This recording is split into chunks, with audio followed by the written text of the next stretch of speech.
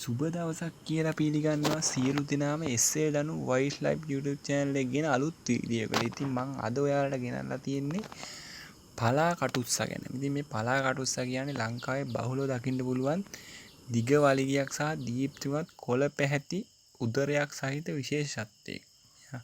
මෙයා උරග කුලයට තමයි ආйти. මෙයා උරගෙක්.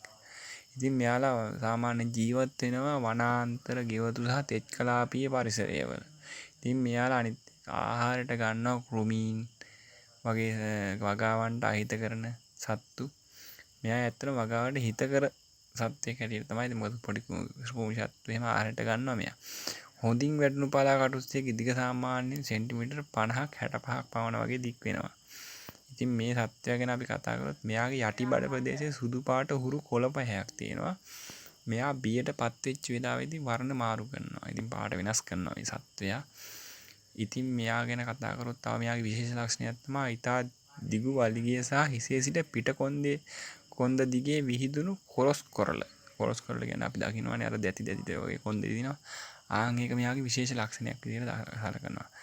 ඉතින් මේ සත්තු සාමාන්‍ය පරිසරයේ කුමින් ග්‍රහණය පාලනය කරන්න ගොඩක් වෙලාවට උපකාරී කරනවා.